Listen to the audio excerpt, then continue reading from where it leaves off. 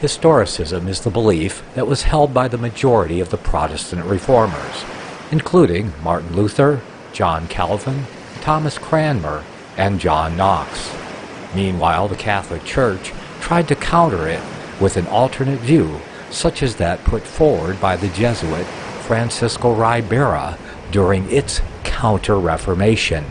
This alternate view served to bolster the Catholic Church position against Protestant criticism and as a Catholic defense against the historicist view, which identifies the Roman Church as a persecuting apostasy and the papacy as the seat of the Antichrist. Presently, most of the evangelical and Christian world believe some version of the futurist Catholic Counter-Reformation view of prophecy. The historicist interpretation reveals the entire course of history of the Church from the close of the first century to the end of time, which must necessarily be revised as new events and figures emerge on the world scene. This series is an up-to-date outline of the historicist view of the Revelation.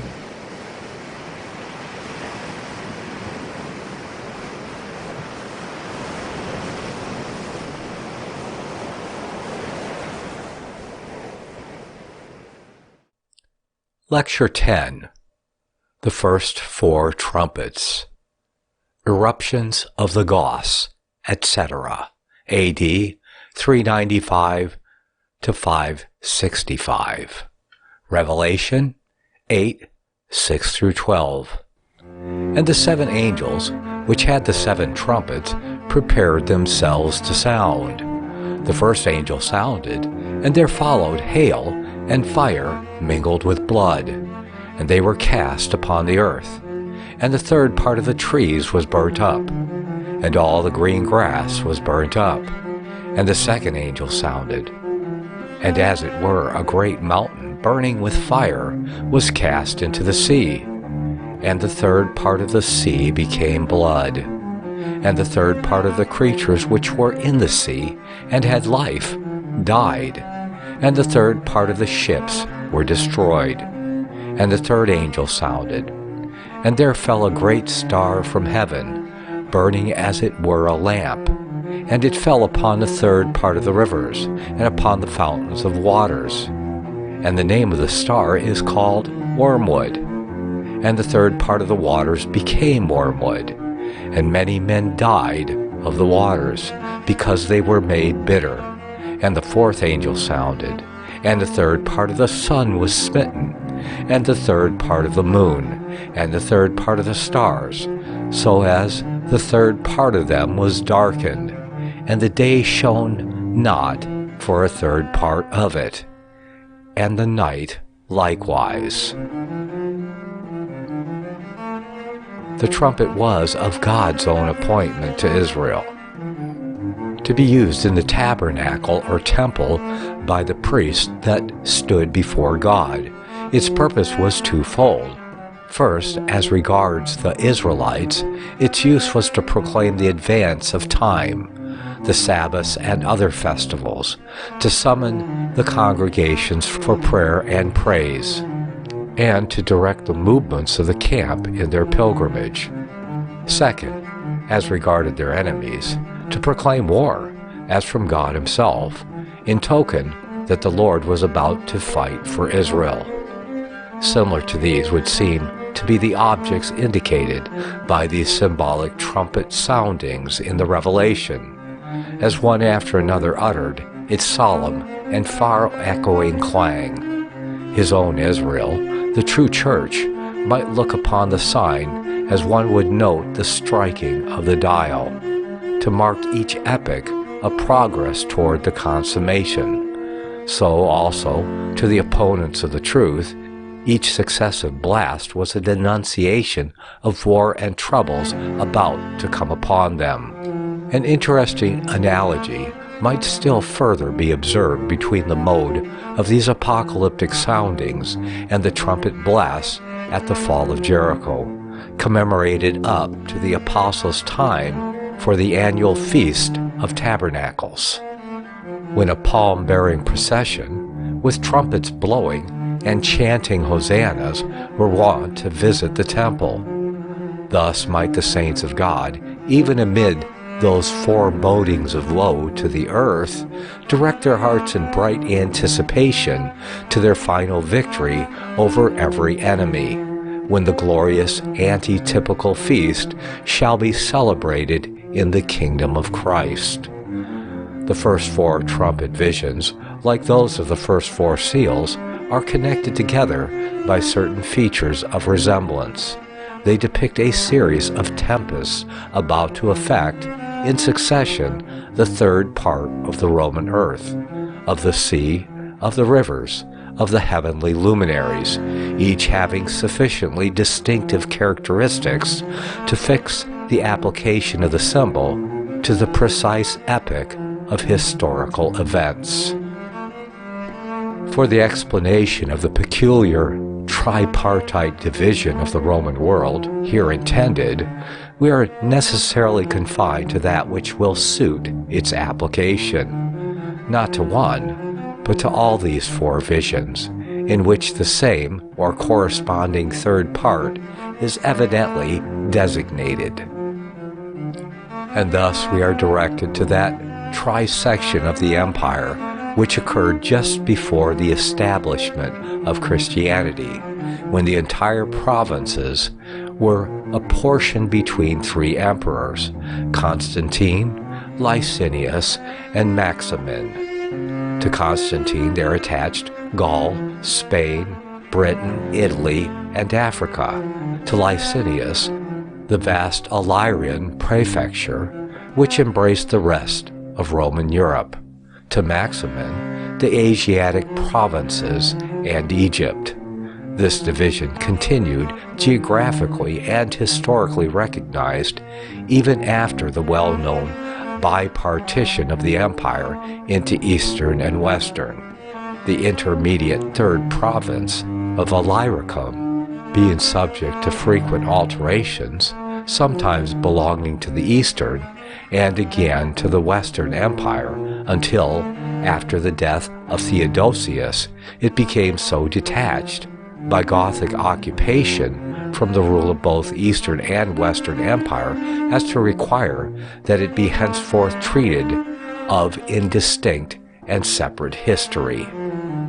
It will tend much to our comparison of the prophecy with the history if we endeavor to place ourselves in the situation of John the Evangelist, and trace, as we may believe he was enabled to do, these successive visions as locally affecting each its assigned portion of the Roman world.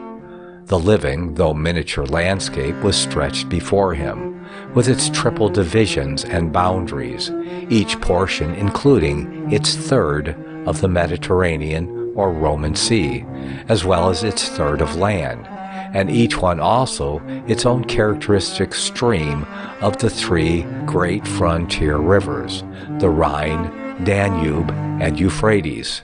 It is the western third to which the first 4 trumpet visions alike refer.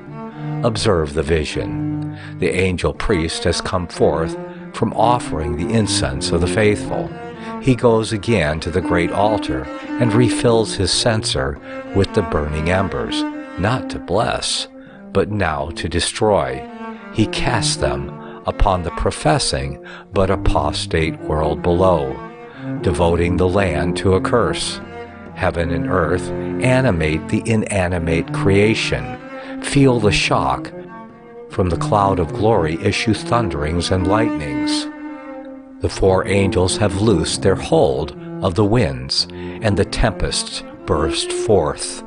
The Roman earth quakes through its vast extent, and everywhere, from suffering or fear, men's faces gather blackness. And now the angel sounds. The first trumpet, coming from the bitter north, from the countries beyond the Danube. A tremendous tempest, charged with lightning and hail, appears driving westward. Its course is over the continental provinces of the Western Roman Empire. It touches the Rhaetian Alps, hill country, and sweeps over the Italian frontier. Other terrific thunderclouds from the northwest intermingle with it, and once and again, passing the Alps and the Apennines, spreads in devastating fury over Italy. Dividing, a part bursts over the imperial city and passes to the southernmost coast of Bruttium. Another part, driven backward, takes a westerly course over the Rhine into Gaul, causing devastation far and wide. Then, crossing the Pyrenees, pours its fury on the Spanish provinces, nor spends itself till it has reached the far shores of the Atlantic and the Mediterranean. Throughout the whole, lightning fire runs along the ground, as of old in the plagues of Egypt, burning up country and town, trees and pasture. Moreover, blood mingles with the hail. Life is destroyed. The third part of the land is desolated. A short pause ensues, then presently the second trumpet sounds, another trumpet blast of judgment. Now is the visitation of the western third of the Mediterranean Sea, including its islands and the marine province beyond. A giant mountain rock, blazing like Etna with volcanic fires, is upheaved from the southernmost point of Spain and cast into the sea. The waters are agitated by it. The burning ashes are scattered for hundreds of miles around, on sea and mainland, coasts and islands, first on the shores of Africa, then opposite from Gibraltar Straits along to the head of the Adriatic. Ships are on fire in the harbor and at sea, and blood, as before, marks the loss of life. Over the whole maritime scene of its ravages, all that is habitable is destroyed. The third part of the sea becomes blood, etc. Third trumpet. The volcano is not yet fully spent when another angel sounds. Just where the Theiss pours itself into the Danube marks the center of the Illyrian boundary.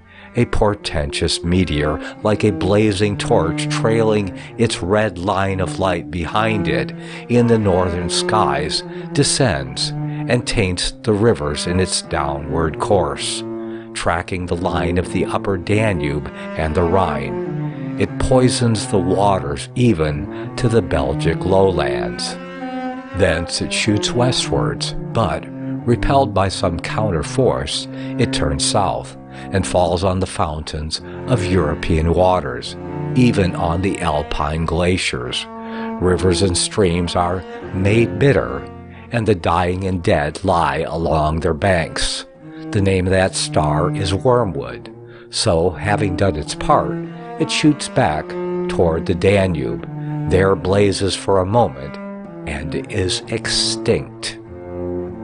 Fourth trumpet.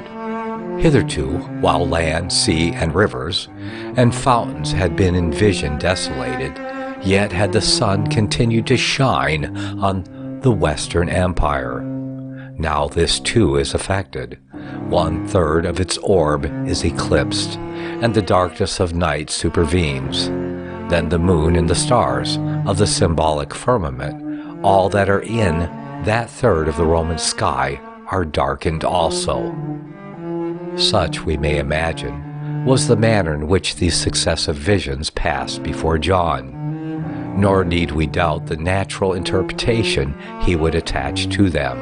Surely he would consider them as prefiguring the ravages of some terrible invaders from northern Germany, which should desolate the Western Empire successively in its continental and maritime provinces, followed speedily by a fresh scourge on the Illyrian prefecture, thence ravaging the countries of the Rhine and of its Alpine source, and, finally, symbolizing the extinction of the imperial dynasty of the West, and even of its inferior governments. In such manner, we believe, must St. John have interpreted these prophetical pictures. It remains for us to see the historical fulfillment of them. And here, while expositors have with somewhat general consent designated the great Gothic destroyers of the empire, Alaric and Radagasius, as well as Genseric, Attila, and Odoacer, as having in a remarkable degree answered to the prefigurations in these trumpet visions, it is worthwhile tracing farther back the agreement with the prophecy of the events preceding their eruptions. We have already remarked on the silence in heaven, the stillness which supervened on the death of Theodosius, AD 395. It was but of short duration. Before the winter had ended, says Gibbon, the Gothic nation was in arms. In 396, the fearful tempest bursts upon Thessaly and the Grecian provinces. The march of Alaric and his hosts was traced in blood. The land seemed to tremble. Nay, strange convulsions of nature gave literal portents of evil to come, uniting their voices with the voices of men in sounding a solemn alarm. Then was a pause, while the angels prepared to sound. Then was Alaric preparing himself for his task. Through the infatuation of the Emperor Arcadius, he had been made Master General of Eastern Illyricum, and thus was furnished by the Romans themselves with arms for their own destruction. There, seated in authority, between the two empires, 4 years he meditated, like an eagle of prey, on which half of the devoted carcass he should fall, until his preparation was complete in his formal exaltation as King of the Visigoths. And then the first trumpet sounded. His course was to Italy. As he said to himself, he felt a secret impulse that impelled him to the gates of Rome. Thrice did he descend from the Alps, marking each step of his course with conflagration and blood, till the city was open to the conqueror, and the Gothic fires blazed around the capital. Meanwhile, Radagasius, with 300,000 Vandals from the Baltic, broke like a dark thunder cloud, as Gibbon writes it, on the Italian valleys. Repulsed, it was only to bend the course of the vast remnant westward upon the fertile provinces of Gaul and Spain. Fire and blood here again marked their course. Trees and herbage, as well as cities, were burned up. Over the greatest part of the 17 provinces of Gaul, the scene of peace and plenty was suddenly changed into a desert, and the prospect of the smoking ruins could alone distinguish the solitude of nature from the desolation of man. A similar description is given of the desolation of Spain. This passage of the Rhine by the barbarians, who never afterwards retreated, may be considered as the fall of the Roman Empire in the countries beyond the Alps. This era of the first trumpet extended from about AD 400 to AD 410, or somewhat longer. Alaric was arrested suddenly by death while meditating further conquest, reserved, however, for another band and another trumpet. To the Vandal, Genseric, it appertained to follow up the scourge by smiting the maritime provinces of Africa and the islands which Alaric had left untouched. Scarcely had Italy begun to recover in part from its ravages, and while Gaul and Spain continued to be rent by the quarrels of the conquerors, Africa was made to feel that its time was come. In the year 429, the second trumpet had sounded. Genseric had transported his force across the Afric Sea, and like the noted volcano of that very day, entered on his rapid work of destruction. Hippo fell before him and was burnt. Then Carthage, resistance was at an end. The fire did indeed mingle with blood, till all that province was vandalized. Then did Genseric cast his eyes on the sea. He created a naval power and claimed the empire of the Mediterranean, Sicily and Sardinia, all that was in the third part of the sea, sweeping from Gibraltar to the Adriatic, with their adjoining coasts, were mercilessly ravaged. When asked by his pilot what course to steer, "Leave the determination to the winds," was his reply. "They will transport us to the guilty coast, whose inhabitants have provoked the divine justice." Twice on memorable occasion, the Roman navies were gathered to oppose the Vandals' progress, but in vain. Fire ships were driven among them, and the prediction was fulfilled. The third part of the ships were destroyed. The second trumpet era reached until AD 477, when this sea tyrant died. Before that period, however, another plague had been commissioned against the devoted empire in Attila the Hun, the scourge of God. Alone of conquerors, ancient or modern, he united under his sway the two mighty kingdoms of Germany and Scythia. The superstition of the times regarded him as more than mortal, and their chroniclers tell how a blazing meteor in the heavens, with other fiery northern lights, boded ruin and war when Attila entered upon his conquests.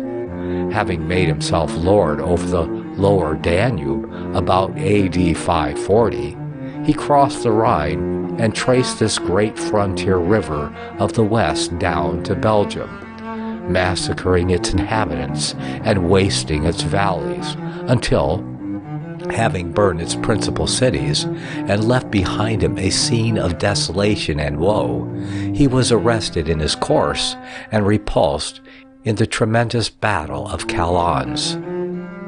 Thence, turning upon a new scene of predicted ravage, he fell upon the European fountains of waters, the Alpine heights and Alpine valleys. From the Alps to the Apennines, all was in flight: depopulation, slaughter, slavery, and despair. Men fled into the sea for refuge, and then it was that Venice was built out of the deep, a standing memorial of Attila the Hun. And now that all Italy lay exposed before him, we might well ask what hindered that he should not have advanced in his career of slaughter. But his prescribed work was ended. The third of the rivers and fountains of waters had been made bitter by his means. An embassy from the Emperor Valentinian and the Roman Bishop Leo sufficed to deprecate his wrath. He suddenly withdrew from Italy, recrossed the Danube, and the very next year, AD 453, was cut off by apoplexy. The meteor was extinct. The power of the Huns was broken. The woe of the third trumpet had passed away. Little now pertained to Rome's empire, but an empty title. Its glory had long departed. Its provinces had been rent away. Its power by sea annihilated. Its country had become desert. The time was now come when Rome's imperial title was itself to come to an end. Odoacer, chief of the Horae, a barbarian host left by Attila on the frontiers of Italy, gave command that the name and office of Roman Empire of the West should be abolished. The command was obeyed. Romulus Augustulus abdicated. The insignia of authority were sent by the Senate to Constantinople, with a profession that one emperor was sufficient for the whole of the empire. Thus the western third of the imperial sun was darkened to shine no more. Still a shadow of authority remained at Rome. The Senate assembled, and councils were appointed yearly. Odoacer himself being named governor. Thus the inferior lights, the moon and stars, for a while appeared not wholly extinguished. Before 50 years more had elapsed, these also were to pass away. Theodoric, the Ostrogoth, destroyed the kingdom of the Horae, ruled in his own name until AD 526. Then, on the reconquest of Italy by Belisarius, the Roman Senate was dissolved and the consulship abrogated. In the prophetic words of Jerome about a century before, the world's glorious sun has been extinguished, or as our modern poet has it, in like apocalyptic imagery expressed it, she saw her glory star by star expire, till not one star remained to glimmer on the vacant and dark night. So the fourth trumpet sound died away. Meanwhile, amidst all these troubles, the elect and sealed of God were preserved. Searching and trying indeed must those times have been to them, and not from the secular afflictions alone of the world around them, but yet more, be sure, from the advancing apostasy in the professing church. By many even of the most eminent of the teachers and rulers of the church, superstitious practices were encouraged, and their influence and talents zealously and most lamentably exercised for the upholding of grievous errors. Sulpicius, Paulinus, Jerome, Martin of Tours contributed each his aid in helping forward the apostasy at the end of the 4th century, and others still succeeded in the 5th. But the influence also of Augustine continued. He had himself died in peace the very year Hippo was burnt, and then been numbered with the church above. But his doctrine, his holy doctrine, died not.